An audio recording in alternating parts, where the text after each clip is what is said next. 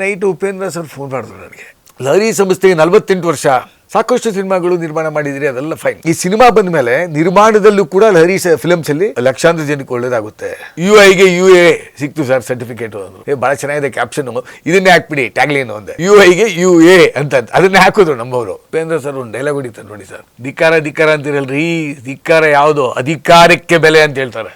ಆಳುವವರು ಎಲ್ದಂಗೆ correct ಆಗೋದಿಲ್ವೋ, ಆಳಿಸಿಕೊಳ್ಳುವವರು ನಿಜವಾಗ್ಲೂ ಸಂತೋಷವಾಗಿರೋಕ್ಕಾಗಲ್ಲ. ಎಲ್ಲ ನೆಮ್ಮದಿಯಾಗಿರ್ಬೇಕು ಅಂತಂದ್ರೆ ನಾವು ಬಹಳ ಹೃದಯವಂತಿಕೆಯಿಂದ ಥಿಂಕ್ ಮಾಡಬೇಕು. ಅಪ್ಪ ನಾನ್ ಚೆನ್ನಾಗಿದ್ದೀನಾ ಸಾಕು, ನನ್ನ ಹೆಂಡತಿ ಮಕ್ಕಳು ಚೆನ್ನಾಗಿದ್ದೀರಾ ಸಾಕು, ದೇಶ ಚೆನ್ನಾಗಿರ್ಬೇಕು ಅಂತ ಹೇಳ್ತಾರಲ್ಲ ಸರ್ ನಾಯಕರು, ಬರೀ ಬಾಯಿನಲ್ಲ ಇಲ್ಲಿಂದ ಹೇಳ್ಬೇಕು, ಮಾಡಿ ತೋರಿಸ್ಬೇಕು. ಅಲ್ಲ ಸರ್, ಈಗ ಆ ಲಿರಿಕ್ಸ್ ತೊಗೊಂಡೋದ್ರಿ, ರಂಗನಾಥ್ ಸರ್ ಹೇಳಿದ್ರಿ, ಆ ನಂತರ ಸಾಂಗ್ ಆಯಿತು. ಆ ಸಾಂಗ್ ನೋಡಿದ ನಂತರ ರಂಗನಾಥ್ ಸರ್ದು ರಿಯಾಕ್ಷನ್ ಹೇಗಿತ್ತು ಅಂತ ನನಗೆ ಅದಕ್ಕೊಂದು ಉತ್ತರ ಬೇಕು. ಎರಡನೇದ್ದು, ರಂಗನಾಥ್ ಸರು ಸ್ಟೇಜ್ ಮೇಲೆ ಅವತ್ತು ನನ್ನ ಹತ್ರ ಎಲ್ಲರೂ ಸಿಗ್ತಾರೆ, ನನ್ನ ಕೈ ಸಿಗದಿರುವಂತಹ ಗಿರೇಕಿ ಪ್ರೈಮ್ ಟೈಮ್ ಸಖತ್ ವಿಷಯ ಅದು. 9 ಗಂಟೆ ಬಿಗ್ ಬುಲೆಟಿನ್ ಅಲ್ಲಿ ಎಲ್ಲರೂ ಸಿಗ್ತಾರೆ, ನನ್ನ ಕೈ ಸಿಗದಿರೋ ಗಿರಾಕಿ ಅಂದ್ರೆ ಉಪೇಂದ್ರ ಮಾತ್ರ ಸಿಗೋದೇ ಇಲ್ಲ ಅಂತಂದ್ರು. ಬೇರೆ ಥರದ ವಿಷಯ ಅಂದರೆ ತುಂಬ ಸರ್, ಅಂದರೆ ಥಿಂಕಿಂಗ್ ಪ್ರೊಸೆಸ್ಸು ಥಾಟ್ ಪ್ರೊಸೆಸ್ ಇದೆಯಲ್ಲ ಸರ್. ಆಮೇಲೆ ನೀವು ಯಾವುದೇ ಪ್ರೆಸ್ ಮೀಟಲ್ಲಿ ನೋಡಿರ್ತೀರಿ ಉಪೇಂದ್ರ ಸಾಹೇಬ್ರಿಗೆ ಪತ್ರಿಕಾ ಮಿತ್ರರು ಏನೇನೋ ಪ್ರಶ್ನೆ ಕೇಳೋರು ಸಿನಿಮಾ ಬಗ್ಗೆ, ನೋಡಿ ಒಂಚೂರು ನಾನಾದ್ರೂ ಹೇಳ್ಬಿಡ್ತಾ ಇದ್ದೆ ನೋಡಿ, ಅದಕ್ಕೆ ನನಗೂ ಬಿಟ್ಕೊಳ್ಳಿಲ್ಲ ಅವರು. ಅಪ್ಪ ಏನೋ ನಮ್ಮವ್ರಂತ ಹೇಳ್ಬಿಡ್ತೀರಿ ನೀವು. 100% ಅವರು ಮಾತ್ರ ನಗ್ತಾನೆ ಉತ್ತರ ಹೇಳ್ತಾರೆ. ನಿಮ್ಮಲ್ಲೇ ಇದೆಯಲ್ಲ ಗುರುವೇ ಉತ್ತರ, ನಿಮ್ಮಲ್ಲೇ ಇದೆ, ನೀವು ಕೇಳೋ ಪ್ರಶ್ನೆಯಲ್ಲೇ ಇದೆ ಉತ್ತರ, ಹಂಗನ್ಬಿಡ್ತಾರೆ. ಅದು ಆ ಸ್ಕಿಲ್ ಅಂತ ಏನು ಹೇಳ್ತೀವಲ್ಲ ಸರ್, ಅವ್ರು ಭಗವಂತ ಅವರಿಗೆ ಎಕ್ಸ್ಟ್ರಾರ್ಡಿನರಿ ಕೊಟ್ಬಿಟ್ಟಿದ್ದಾರೆ. ರಿಯಾಕ್ಷನ್ ಆಗಿತ್ತು ಸರ್ ರಂಗನಾಥ್ ಸರ್ದು? ಅಯ್ಯೋ, ಸಾಂಗ್ ರಿಲೀಸ್ ಆದಮೇಲೆ ಸರ್ ರಿಯಾಕ್ಷನು ನಾನೇ ತೊಗೊಂಡೋಗಿ ತೋರಿಸ್ದೆ ಸರ್. ನಾನು ಹೇಳ್ದಲ್ರಿ ಏನೋ ಮಾಡ್ತಾರೆ ಅಂತ. ಇಲ್ಲ ಸರ್ ಹಿಟ್ಟಾಗ್ಬಿಟ್ಟಿದೆ ಸರ್ ಅಂತ. ಹಿಟ್ಟಾಯ್ತಾ ಸಾಕ್ಬಿಡಿ ಹಿಟ್ಟಾಯ್ತಲ್ಲ ಅದು ಇಂಪಾರ್ಟೆಂಟ್ ನಮಗೆ. ಚೆನ್ನಾಗಿ ಅಕ್ಸೆಪ್ಟ್ ಮಾಡಿಬಿಟ್ರು ಸರ್, ತುಂಬ ಚೆನ್ನಾಗಿ. ನಮ್ಮ ಕನ್ನಡಿಗರಂತೂ ಎಂಜಾಯ್ ಮಾಡ್ತಾವ್ರು ಸರ್, ನೀವು ತೆಲುಗುನಲ್ಲಿ ಕೂಡ ಹಿಟ್ಟಾಗಿದೆ ಸರ್ ಅಂತ ಖುಷಿ ಆಗ್ಬಿಟ್ರು. End of the day sir, ಒಂದು ಪ್ರಾಡಕ್ಟ್ ಬಂದಾಗ, ಒಂದು ಜನ ಒಪ್ಕೊಂಡ್ಬಿಟ್ಟಾಗ, ಆ ಯಶಸ್ಸು ಸಿಕ್ಕಿದಾಗ ಆ ಆನಂದನೇ ಬೇರೆ ಸರ್. ದುಡ್ಡಲ್ಲ, ಎಲ್ಲ ದುಡ್ಡು ದುಡ್ಡು ದುಡ್ಡು ಅಂತಾರೆ. ಯಶಸ್ಸಿಗಿರೋ ಇದು ಇದೇನೋ ಉಪೇಂದ್ರ ಸರ್ ಒಂದು ಡೈಲಾಗ್ ಹೊಡಿತಾರೆ ನೋಡಿ ಸರ್, ಮೊನ್ನೆ ಆ ಟೀಸರಲ್ಲಿ ಬಂತು, ಅಧಿಕಾರದ ಬಗ್ಗೆ. ಧಿಕ್ಕಾರಕ್ಕಿಂತಲೂ ಅಧಿಕಾರಕ್ಕೆ ಬೆಲೆ ಇದೆ, ಆ ಥರದ್ದೇನೋ ಡೈಲಾಗ್ ಇದೆ, ಅದು ಸಖತ್ ಡೈಲಾಗ್ ಅದು. ಧಿಕ್ಕಾರ ಅಂತಿರಲ್ರಿ, ಧಿಕ್ಕಾರ ಯಾವುದು, ಅಧಿಕಾರಕ್ಕೆ ಬೆಲೆ ಅಂತ ಹೇಳ್ತಾರೆ. ಅಂದರೆ ಅದು ಎಷ್ಟು ಅರ್ಥಗರ್ಭಿತವಾಗಿದೆ ಅಂತಂದರೆ ಸತ್ಯ. ಇಡೀ ಪ್ರಪಂಚದಲ್ಲಿ ನೀವು ನೋಡೋಕೆ ಹೋದರೆ ಸರ್, ಯಾವುದೇ ದೇಶದಲ್ಲಿ ತಗೊಳ್ಳಿ, ಆಳುವವರು ಆಳಿಸಿಕೊಳ್ಳುವವರು. ಆಳುವವರು ಯಾರು? ದೊಡ್ಡವರು. ಯಾವುದೇ ಇಂಡಸ್ಟ್ರಿನಲ್ಲಿ ಇರ್ಬೋದು, ಯಾವುದೇ ರಾಜಕಾರಣದಲ್ಲಿರ್ಬೋದು, ಏನೇ ಇರ್ಬೋದು, ಆಳುವವರು. ಆಳಿಸಿಕೊಳ್ಳುವವರು ಯಾರು? ನೀವು ನಾವು ಕೆಲಸ ಮಾಡೋರು ಅಷ್ಟೇ. ಆಳುವವರು ಎಲ್ದಂಗೆ ಕರೆಕ್ಟ್ ಆಗೋದಿಲ್ವೋ, ಆಳಿಸಿಕೊಳ್ಳುವವರು ನಿಜವಾಗ್ಲೂ ಸಂತೋಷವಾಗಿರೋಕ್ಕಾಗಲ್ಲ. ಆಳುವವರು ಕರೆಕ್ಟಾಗಿರಬೇಕು. ನಮ್ಮ ಹತ್ರನೇ ಪವರ್ ತೊಗೊತಾರೆ, ನಮ್ಮದೇ ಪವರು, ನಾವೇ ಹೋಗಿ ಹಾಕ್ತೀವಿ ಓಟು, ನಮ್ಮ ಮೇಲೆ ಅಧಿಕಾರ ಚಲಾಯಿಸ್ತಾರೆ, ನಮಗೆ ಕಣ್ಣು ನೀರು ಹಾಕ್ಸ್ತಾರೆ, ನಮ್ಮದೇ ಭೂಮಿಗಳು ಕಬ್ಜಾ ಮಾಡ್ತಾರೆ ಅಲ್ವಾ ಸರ್? ಅದು ನಮ್ಮ ಹಣನೇ ಟ್ಯಾಕ್ಸ್ ಕಟ್ಟಿರೋದು, ಇನ್ನೇನು ಅವ್ರ ಮನೆಯೇ ಹಣ ಅಲ್ಲ. ಯಾವುದೇ ಪಕ್ಷ ಆಗಿರಲಿ ಸರ್, ಏನೇ ಆಗಿರಲಿ, ಯಾರೇ ತಪ್ಪು ಮಾಡಿದ್ರೆ ತಪ್ಪೇ ಅದು ಅಲ್ಲ, ನಿಮ್ಮ ಜನರಲ್ ಒಪಿನಿಯನ್ ಅಷ್ಟೇ ಅದು. ಎಕ್ಸಾಕ್ಟ್ಲಿ. ಸೊ ಇದು ಚೇಂಜ್ ಆಗಬೇಕು. ಇದು ಎಲ್ಲಿ ತನಕ ಚೇಂಜ್ ಆಗಲ್ವೋ ದೇಶಕ್ಕೆ, ರಾಜ್ಯಕ್ಕೆ, ದೇಶಕ್ಕೆ ಮತ್ತು ಪ್ರಪಂಚಕ್ಕೆ ಒಳ್ಳೇದಲ್ಲ ಅದು.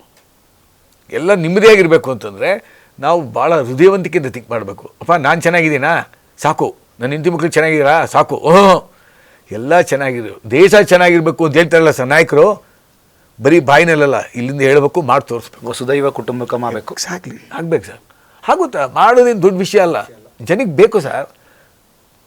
ಅವನು ಹುಟ್ಟಿದಾಗಿಂದ ಸಾಯೋ ತನಕ ಹತ್ಕೊಂಡೇ ಸಾಯ್ಬೇಕಾ? ತಾಯಿ ಗರ್ಭದಿಂದ ಬರುವಾಗ ಯಾರೂ ನಕ್ಕೊಂಡು ಬರಲ್ಲ ಸರ್, ಹತ್ಕೊಂಡೇ ಬರೋದು ಅಂತಂದ್ಬಿಟ್ಟು ಮಗು ಅಲ್ವಾ? ಅವನು ಸಾಯೋ ತನಕ ಕಡೆ ಉಸಿರು ಒಂದು ICUನೋ ಇಲ್ಲ ಏನಂತೀನಿ ನೀವು ವೆಂಟಿಲೇಟರೋ ಇಲ್ಲ ಮಣ್ಣೋ ಇಲ್ಲ ಬೆಂಕಿನೋ ಹಾಕೋ ತನಕ ಹತ್ಕೊಂಡೇ ಸಾಯ್ಬೇಕು ಸರ್ ನಮ್ಮ ದೇಶದಲ್ಲಿ. ಅವ್ನು ಬರೀ ಕಷ್ಟ. ನೀವು ನೋಡಿ, ಯಾವುದಾದ್ರು ಬಡವ್ರು ನೋಡಿ, ಅವ್ನು ಯಾವತ್ತನ್ನ ಅಪ್ಪ ತುಂಬ ಚೆನ್ನಾಗಿದ್ದೀನಪ್ಪ ಅಂತ ಹೇಳೋದು ನಾನು ಕೇಳೇ ಇಲ್ಲ ಸರ್. ಯಾಕಂದ್ರೆ ನಮಗೆ ಆ ಬಡತನದ ಅರಿವಿದೆ, ನನಗೆ ಗೊತ್ತಿದೆ. ನನ್ನ ಕಣ್ಣು ಫಸ್ಟು ಬಿಡೋದು ಬಡವರು ಮೀಡಿಯಮ್ ಕ್ಲಾಸ್ ಅವ್ರ ಮೇಲೆ. ಯಾಕಂದ್ರೆ ನಾನು ಬಂದಿರೋ ಮಾರ್ಗ ಅಲ್ಲಿಂದ. ನನ್ನ ಪಕ್ಕದಲ್ಲಿ ಮರ್ಸಿಡೀಸ್ ಕಾರ್ನಲ್ಲಿ ಬೆಂಟಿ ಕಾರಲ್ಲಿ ಯಾರೋ ಬಂದ್ಬಿಟ್ಟು ಸ್ನೇಹಿತರು ಆಯಿ ಅಂದರೆ ನೋಡೋಲ್ಲ. ನಮ್ಮ ಪಿ ಎ ಕಿರಣ್ಗೆ ಹೇಳ್ತಾ ಇರ್ತೀನಿ, ನನಗೆ ಕಣ್ಣಲ್ಲಿ ಹೋಗೋದೇ ಇಲ್ಲ ಅಲ್ಲಿ. ನನಗೇನಿದ್ರು ಫುಟ್ಪಾತಲ್ಲಿ ಯಾರಿದ್ದಾರೆ, ಏನಲ್ಲಿ ಫುಟ್ಪಾತಲ್ಲಿ ತರಕಾರಿಗಳು ಏನು ಮಾಡ್ತಾಯಿದ್ದಾರೆ, ಅವ್ರಿಗೆ ಎಷ್ಟು ಸಂಪಾದನೆ ಮಾಡ್ಬೋದು, ಅವ್ರ ಬದುಕೇನು, ಇದನ್ನೇ ಮಾತಾಡ್ತಾ ಇರ್ತೀನಿ ನಾನು. ನನ್ನ ಪಕ್ಕದಲ್ಲಿ ಯಾರೋ ಐಷಾರಾಮಿ ಕಾರಲ್ಲಿ ಬಂದು ಅದನ್ನು ನನ್ನ ಕಣ್ಣು ಆ ಕಡೆ ಹೋಗೋದೇ ಇಲ್ಲ. ಯಾಕಂದ್ರೆ ನಮ್ಮ ಜನಸಂಖ್ಯೆಯಲ್ಲಿ 95% ಈ ಥರ ಇದ್ದಾರೆ ಸರ್, ಕಷ್ಟದಲ್ಲಿದ್ದಾರೆ. ಅವ್ರಿಗೆ ಒಳ್ಳೇದಾಗಬೇಕು. ನಮ್ಮ ಥಿಂಕಿಂಗು, ಥಾಟ್ ಪ್ರೊಸೆಸ್ಸು ನಾವು ಅವ್ರ ಮೇಲೆ ಇರಬೇಕಾಗುತ್ತೆ. ಜೊತೆಗೆ UI ಸಿನಿಮಾಗೆ UA ಸರ್ಟಿಫಿಕೇಟ್ ಸಿಕ್ಕಿದೆ. ಜೊತೆಗೆ ಈಗಷ್ಟೇ ಸಿಕ್ಕಂಥ ಬ್ರೇಕಿಂಗ್ ನ್ಯೂಸು, ಮೆಲ್ಬೋರ್ನಲ್ಲಿ ಒಂದು ಶೋ ಹೌಸ್ಫುಲ್ ಆಗಿದೆ ಅಂತೆ. ದೊಡ್ಡ ಸಂಭ್ರಮ ಇದು. ಸತ್ಯ ಸರ್. ಮೆಲ್ಬೋರ್ನ್ ಆಸ್ಟ್ರೇಲಿಯಾನಲ್ಲಿ ಒಂದು ಶೋ ಆಲ್ರೆಡಿ ಫಸ್ಟು ಇವಾಗ ಇನ್ಫಾರ್ಮೇಷನ್ ಬಂತು ಸರ್. ಸೊ ಒಂದು ಶೋ ಹೌಸ್ಫುಲ್ ಆಗಿದೆ ಅಂತ. ಅಂದರೆ ವಿದೇಶದಲ್ಲಿ, ಆಸ್ಟ್ರೇಲಿಯಲ್ಲಿ, ಅದು ಮೆಲ್ಬೋರ್ನಲ್ಲಿ ಆಗಿದೆ ಅಂದರೆ ಭಾಳ ಭಾಳ ಭಾಳ ಸಂತೋಷದ ಸುದ್ದಿ ಸರ್. ಅದ್ರ ಜೊತೆಗೆ ಆಸ್ಟ್ರೇಲಿಯಾ ಮತ್ತು ನ್ಯೂಜಿಲ್ಯಾಂಡಲ್ಲಿ ಸಾಕಷ್ಟು ಥಿಯೇಟರ್ಗಳು ಬಿಡುಗಡೆ ಆಗ್ತಾಯಿದೆ. ವಿದೇಶದಲ್ಲಿ ಅಫ್ಕೋರ್ಸ್ ಎಲ್ಲ ವಿದೇಶದಲ್ಲಿ ಎಲ್ಲೆಲ್ಲಿ ಕನ್ನಡಿಗರಿದ್ದಾರೋ, ಅಮೇರಿಕಾ ಇರ್ಬೋದು, ಯಾವುದೇ ದೇಶದಲ್ಲಿ ಕೂಡ ಈ ಸಿನಿಮಾ 20ನೇ ತಾರೀಕು ಡಿಸೆಂಬರು ಎಲ್ಲ ಪ್ರಪಂಚದಾದ್ಯಂತ ಎಲ್ಲ ನೋಡ್ಬೋದು. U/A ಬಗ್ಗೆ ನಾನು ಹೇಳಿ. UIಗೆ U/A ಸರ್ ನೋಡಿ, ನೆನ್ನೆ ಸಿಕ್ತು ಸರ್.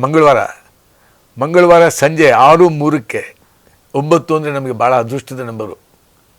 ಸಂಜೆ ಫೋನ್ ಮಾಡಿದ್ರು ಅಣ್ಣನ ಮಗ ನವೀನ್ ಮತ್ತು KP ಶ್ರೀಕಾಂತ್ ಅವ್ರು ಫೋನ್ ಮಾಡಿ, ಸರ್, ಆಮೇಲೆ ಶಿವು ಅವರು, ಸರ್ UA ಸಿಕ್ತು ಸರ್, UIಗೆ UA ಸಿಕ್ತು ಸರ್ ಸರ್ಟಿಫಿಕೇಟು ಅಂದರು. ಭಾಳ ಚೆನ್ನಾಗಿದೆ ಕ್ಯಾಪ್ಷನ್ನು, ಇದನ್ನೇ ಹಾಕ್ಬಿಡಿ ಟ್ಯಾಗ್ಲೈನು ಅಂದೆ. UIಗೆ UA ಅಂತ ಅದನ್ನೇ ಹಾಕಿದ್ರು ನಮ್ಮವರು.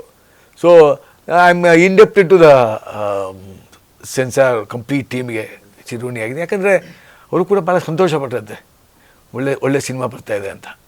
ನಮ್ಗೆ ಅದೇ ಬೇಕಾಗಿದೆಯಲ್ಲ ಸರ್, ಜನ ಒಪ್ಕೊಬೇಕು. ಜನ ಒಪ್ಕೊಂತು ಅಂದರೆ ನಾವು ಗೆದ್ದು ಅಷ್ಟೇ.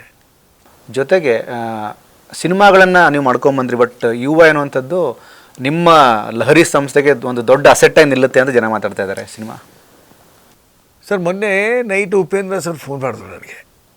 ಫೋನ್ ಮಾಡಿಬಿಟ್ಟು ಆಯಿತು, ಟೂ ಡೇಸ್ ಆಯಿತು, ರಾತ್ರಿ 11:00 ಗುರುವೇ ಫುಲ್ ಲೆಂತ್ ನೋಡಿದೆ, ನಿಮ್ಮ ಹತ್ರ ಸತ್ಯ ಹೇಳ್ತೀನಿ ಸರ್, ನಾನು ಫುಲ್ ಲೆಂತ್ ನೋಡಿದೆ, ಏನು ಗುರುವೇ ಅದ್ಭುತವಾಗಿ ಬಂದುಬಿಟ್ಟಿದೆ ಸಿನಿಮಾ ಅಂತ. ಫಸ್ಟ್ ಟೈಮ್ ಸರ್ ಅವ್ರು ಹೇಳಿದ್ದು ನನಗೆ. ಅಷ್ಟು ಖುಷಿಯಾಗಿಬಿಟ್ಟಿದ್ರು ಅಂದರೆ, ಚೆನ್ನೈನ ಫೋನ್ ಮಾಡಿಬಿಟ್ಟು ಅವರು ಅಷ್ಟು ಸಂತೋಷದಿಂದ ಮಾತಾಡಿದ್ರು ಸಿನಿಮಾ ಬಗ್ಗೆ. ನಿಜವಾಗ್ಲೂ ಗುರುವೇ, ನಾನು ಅಂದ್ಕೊಂಡಿದ್ದಕ್ಕಿಂತ ಚೆನ್ನಾಗಿ ಬಂದಿದೆ, ಆ ಭಗವಂತ ಕಾಪಾಡಿಬಿಟ್ಟ ನಮ್ಮನ್ನು, ತುಂಬ ಚೆನ್ನಾಗಿ ಬಂದಿದೆ. ಅವರು ಭಾಳ ದೇವರಲ್ಲಿ ನಂಬ್ತಾರೆ ಸರ್. ಕೆಲಸ ಮತ್ತು ದೇವರು ತುಂಬ ನಂಬ್ತಾರೆ. ನಾನು ಅದು ನಂಬೋನೆ. ಕೆಲಸದಲ್ಲೂ ದೇವರಿದ್ದಾರೆ, ದೇವ್ರು ನಂಬಲೇಬೇಕು. ಕೆಲಸನೂ ನಾವು ಕರೆಕ್ಟಾಗಿ ಮಾಡಿದ್ರೆ ಅಲ್ಲೇ ದೇವ್ರು ಕಾಣ್ತಾನೆ, ಸತ್ಯ. ಅದಾದಮೇಲೆ ಮನೋಹರನಿಗೆ ಫೋನ್ ಮಾಡಿ ಮಾತಾಡಿ, ತುಂಬ ಚೆನ್ನಾಗಿ ಬಂದಿದೆ ಸರ್. ಅಲ್ಲೂ ಒಂದು ಮಾತು ಹೇಳಿದ್ರು ಸರ್, ಲಹರಿ ಸಂಸ್ಥೆಗೆ 48 ವರ್ಷ, ಸಾಕಷ್ಟು ಸಿನಿಮಾಗಳು ನಿರ್ಮಾಣ ಮಾಡಿದಿರಿ, ಅದೆಲ್ಲ ಫೈನ್, ಲಕ್ಷಾಂತರ ಜನಕ್ಕೆ ಒಳ್ಳೆಯದಾಗಿದೆ. ಅವ್ರು ಹೇಳಿ ಸರ್, ನಾನು ಹೇಳ್ತಾ ಇಲ್ಲ, ನಾನು ಹೇಳಬಾರ್ದು. ನಾವು ಹೇಳ್ತೀನಿ, ಹೇಳ್ತಾ ಇದ್ದೀರಾ ಅಷ್ಟೇ. ನಾವು ಮಾಡಿಲ್ಲ ಸರ್, ದೇವ್ರು ಮಾಡಿಸಿದ್ದಾನೆ. ನಾವಷ್ಟೇ ಮಧ್ಯವರ್ತಿಗಳು. ಭಗವಂತ ನೀನು ಈ ಕೆಲಸ ಮಾಡು ಅಂದರೆ ಮಾಡ್ಕೊಂಡು ಹೋಗ್ತಾ ಇದ್ದೀವಿ ಅಷ್ಟೇ. ಸಂಗೀತ ಕ್ಷೇತ್ರದಲ್ಲಿ, ಸಿನಿಮಾ ಕ್ಷೇತ್ರದಲ್ಲಿ ಅಷ್ಟೇ ಅವ್ರು ಹೇಳಿದ್ದು. ಸೊ ಅದೇ ರೀತಿ ಈ ಸಿನಿಮಾ ಬಂದ ಮೇಲೆ ನಿರ್ಮಾಣದಲ್ಲೂ ಕೂಡ ಲಹರಿ ಫಿಲಮ್ಸಲ್ಲಿ ಲಕ್ಷಾಂತರ ಜನಕ್ಕೆ ಒಳ್ಳೆಯದಾಗುತ್ತೆ, ಸಾವಿರಾರು ಜನ ಚೆನ್ನಾಗಿರ್ತಾರೆ ಗುರುವೇ. ಆ ಮಾತಂದಾಗ ನನಗೆ ಒಂಥರ ಭಾವೋದ್ವೇಗ ಅದೇ ಸರ್. ನಾನು ಕೂಡ ಅಂದರೆ ಅವ್ರಿಗೆಷ್ಟು ಕಾನ್ಫಿಡೆನ್ಸು ಮತ್ತು ಎಷ್ಟು ಒಳ್ಳೆ ಹೃದಯ ಆದರೆ ಆ ಮಾತನ್ನು ಅವ್ರು ಹೇಳ್ತಾರೆ. ಅಣ್ಣನಿಗೂ ಕೂಡ ಭಾಳ ಫೋನ್ ಮಾಡಿ ಇದೇ ಮಾತು ಹೇಳಿದರೆ, ಮನೋಹರಣ್ಣನಿಗೆ ಅವರು ನನಗೆ ಇದೇ ಮಾತು ಹೇಳಿದರು. ಅಂದರೆ ಅವ್ರ ಪ್ರಾಡಕ್ಟು ಅವ್ರು ಬೆಳೆಸಿದ ಮಗು ಅಷ್ಟು ಅದ್ಭುತವಾಗಿ ಕಾಣ್ತಾ ಇದೆ ಸ್ಕ್ರೀನಲ್ಲಿ ಅಂದಾಗ ಆನಂದವನ್ನು ತಿಳಿಯೋಕ್ಕಾಗದೆ ನನಗೆ ಫೋನ್ ಮಾಡಿದ್ರು. That's a greatness of Upendra sir. Sir ಜೊತೆಗೆ KP ಶ್ರೀಕಾಂತ್ ಅವರು ಸುಮಾರು ಕಡೆ ಹೇಳಿದ್ದಾರೆ, KP Srikanth he proved himself is a big and successful producer. ನನ್ನ ಜೊತೆ ನಿಂತಿರೋದು ಯಾವುದು? ಲಹರಿ ಸಂಸ್ಥೆ. ಅಂದರೆ ಒಬ್ಬ ನಿರ್ಮಾಪಕ ಇನ್ನೊಂದು ನಿರ್ಮಾಣ ಸಂಸ್ಥೆಯನ್ನು ತುಂಬ ಪ್ರೀತಿಯಿಂದ ಹೊಗಳೋದ್ರ ಜೊತೆಗೆ ಒಂದು ಅದ್ಭುತ ಸಿನಿಮಾ ಮಾಡೋದಕ್ಕೆ ನನ್ನ ಜೊತೆ ನಿಂತಿದ್ದಾರೆ ಅಂತ ಅವ್ರು ಹೇಳ್ತಾರೆ. ನಮ್ಮ ಜೊತೆಗೆ KP ಶ್ರೀಕಾಂತ್ ಅವರು ಇದ್ದಾರೆ ಅಂತ ನೀವು ಹೇಳ್ತೀರಿ. ಅಂದರೆ it's about respect, it's about strong bonding between two producers. 100%. Sir ನೋಡಿ, KP ಶ್ರೀಕಾಂತ್ ಅವರು ಸಿನಿಮಾ ನಿರ್ಮಾಣ ಮಾಡೋಕ್ಕೆ ಮುಂಚೆ ಅಂತ ಗೊತ್ತು ನನಗೆ ಪರಿಚಯ. ಬಾಹುಬಲಿ ಡಿಸ್ಟ್ರಿಬ್ಯೂಷನ್ ತೊಗೊಂಡ್ರು ಗೌಡ್ರು. ಅವ್ರು ತೊಗೊಂಡಾಗ ಇವ್ರು ಬಂದಾಗ ಸರ್ ಮಲ್ಟಿಪ್ಲೆಕ್ಸ್ಗೆ ಆಡಿಯೋ ನಾವು ಮಾಡಿದ್ವಲ್ಲ ಫಂಡಿಂಗ್ ಇದು ಅಂತ ಆಯಿತು ಅಂದ ಕೆ ಪಿ ಶ್ರೀಕಾಂತ್ ಅವ್ರು ನೋಡಿ ನಾವು ಕೊಟ್ಟಿದ್ದು. ಸೂಪರ್, ಅದ್ಭುತವಾದಂಥ ವಿಷಯ ಅದು. ಕೊಟ್ಟು ಆಯಿತು, ಎಲ್ಲ ಚೆನ್ನಾಗಾಯಿತು, ಆಲ್ ಫೈನ್. ಅದಾದಮೇಲೆ ನಿರ್ಮಾಣ ಮಾಡೋಕ್ಕೆ ಸ್ಟಾರ್ಟ್ ಮಾಡೋರು. ಆಮೇಲೆ ಶ್ರೀಕಾಂತ್ ಅವರು ಅಣ್ಣನಿಗೆ ಹತ್ರ ಆದರು, ಒಡನಾಟ ಚೆನ್ನಾಗಿತ್ತು. ಶ್ರೀಕಾಂತ್ ಸಿನಿಮಾ ಮಾಡೋಣ ಲಹರಿ ಫಿಲ್ಮ್ಸಲ್ಲಿ, ಬಟ್ ಮುತುವರ್ಜಿ ನೀವು ತೊಗೊಬೇಕು ಅಂದರು. ಶ್ರೀಕಾಂತ್ ಅವರಿಗೆ ಆ ಸ್ಕಿಲ್ ಇದೆ, ಪ್ರೊಡಕ್ಷನ್ ಮಾಡೋ ಸ್ಕಿಲ್ ಇದೆ ಸರ್.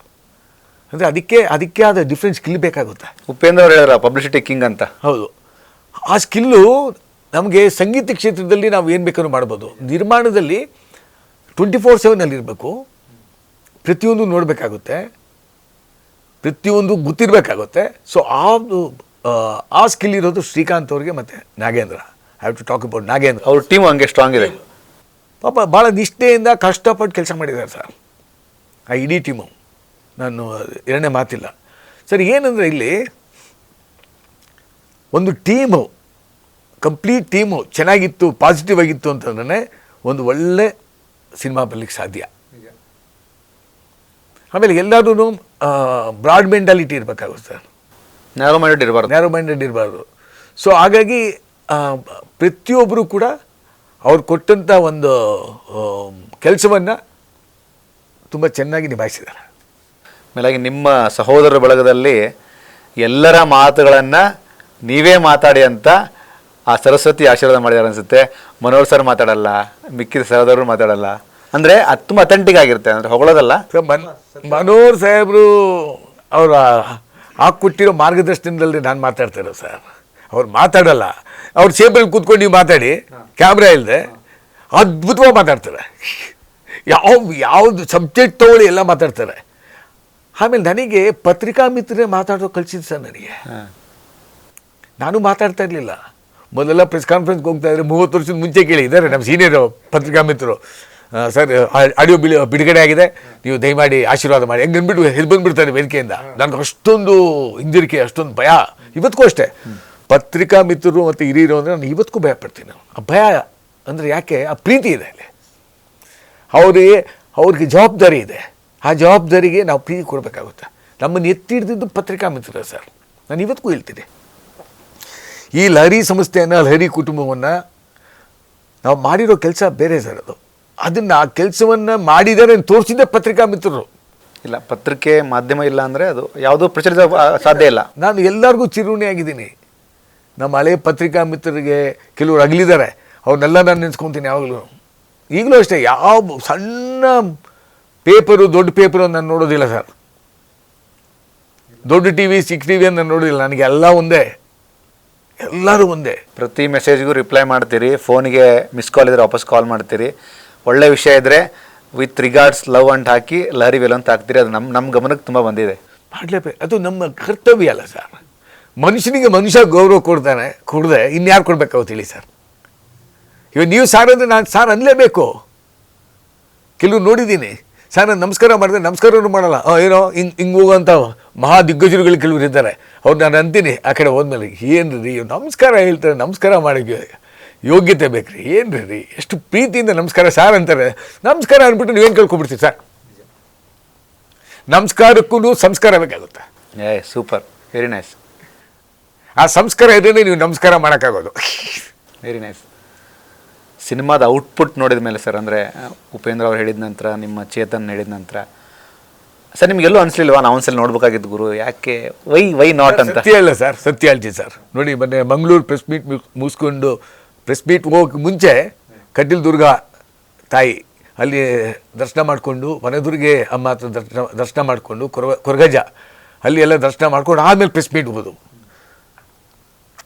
ಅಲ್ಲಿ ಭಾಳ ಜನ ಕೇಳಿದ್ರು ನನಗೆ, ನಮ್ಮ ಮಂಗಳೂರು ಸ್ನೇಹಿತರು ರಾಜೇಶ್ ಭಟ್ರು, ಸಿನಿಮಾ ನೋಡಿದ್ರೆ ಸರ್ ಅಂತ. ಇಲ್ಲ ಸರ್ ನೋಡಿಲ್ಲ ಅಂತ. ಉಪೇಂದ್ರ ಸರ್ ಕರಲೇ ಇದ್ರು. ಎಲ್ಲಿ ಸರ್ ತೋರಿಸ್ತಾರೆ ನಮಗೆ ಅಂದೆ. ಬನ್ನಿ ಗುರುವೇ ನಿಮಗೆ ತೋರಿಸ್ತಾ ಏನು, ಒಳ್ಳೆ ಕಥೆ ಆಯಿತು ಅಂದರು. 9 ಸೀನ್ ಬಿಟ್ಟರೆ ನಾನೇನು ನೋಡಿಲ್ಲ. ನನಗೆ ಒಂದೇ ಸರ್, ನಾನು ಕೂಡ ಒಬ್ಬ ಪ್ರೇಕ್ಷಕನಾಗಿ, ನಿರ್ಮಾಪಕನಾಗಿ ಅಲ್ಲ ಸರ್, ಪ್ರೇಕ್ಷಕನಾಗಿ ಜೊತೆಲಿ ನೋಡ್ಬೇಕು ನಾನು. ಇಲ್ಲ, ಅದು ಕೊಡುವಂಥ ಅದ್ಭುತ ಮಜಾನೇ ಬೇರೆ. ಆ ವೈಬ್ರೇಷನ್ ಎಂಜಾಯ್ ಮಾಡ್ಬೇಕು ಸರ್ ನಾನು. ಅದಕ್ಕೆ ನಾನು ಕಾಯ್ತಾ ಇದ್ದೀನಿ 100%. ನಾನು ಅಲ್ಲಿ ನೋಡೇ ಅಲ್ಲಿ ಸಂತೋಷ ಪಡಬೇಕು. ಒಂದು ಕ್ರಿಸ್ತ ನೋಡಿ ಜನ, ಒಂದು ಸೀನ್ ನೋಡಿ ಆನಂದಿಸ್ಬೇಕು, ನಮ್ಮದೇನ ಸಿನಿಮಾ ಅಂತ. ಅದಕ್ಕೆ ವೆಯ್ಟ್ ಮಾಡ್ತಾ ಇದ್ದೀನಿ ಸರ್ ನಾನು.